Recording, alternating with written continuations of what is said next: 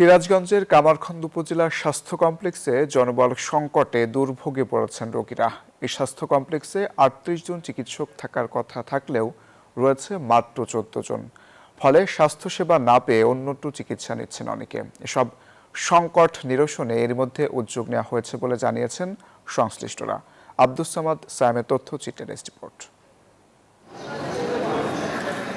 সিরাজগঞ্জের কামারখন্দ ৫০ শয্যা উপজেলা স্বাস্থ্য কমপ্লেক্সে আল্ট্রাসোনোগ্রাফি ও এক্স-রে মেশিন থাকলেও জনবল সংকটে তা কোনো কাজেই আসছে না রোগীদের।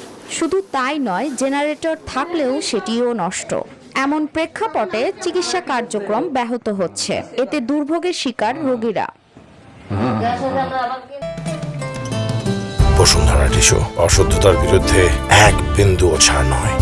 তাদের অভিযোগ, এই স্বাস্থ্য কমপ্লেক্সে ৩৮ জন চিকিৎসক থাকার কথা থাকলেও রয়েছেন মাত্র ১৪ জন। চিকিৎসক সংকটের কারণে উন্নত চিকিৎসার জন্য অন্যত্র যেতে বাধ্য হচ্ছেন তারা। এতে চিকিৎসা ব্যয় বেড়েছে কয়েক গুণ। যারা শ্বাসকষ্ট, তাদের বিদ্যুৎ না থাকলে সমস্যা হয় না, কারণ অনেক সময় থাকে না। জেনারেটর আছে, জেনারেটরটা চালায় না।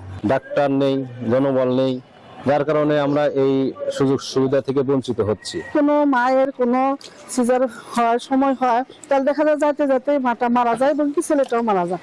সংকটের কথা স্বীকার করে উপজেলা স্বাস্থ্য কর্মকর্তা জানান, এরই মধ্যে এইসব বিষয় ঊর্ধ্বতন কর্তৃপক্ষকে জানানো হয়েছে। আমাদের সেল কাউন্টার নাই। যখন এখন ডেঙ্গুর জ্বরে যদি ডেঙ্গুর একটা রোগী আসে, আমাদের প্লাটিলেট কাউন্ট দেখতে হয়।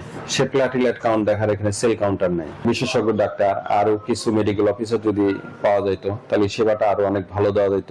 চিকিৎসা সেবা নিশ্চিতে দ্রুত কার্যকর পদক্ষেপ নেবেন সংশ্লিষ্টরা, এমন দাবি স্থানীয়দের। Desk report, news 24।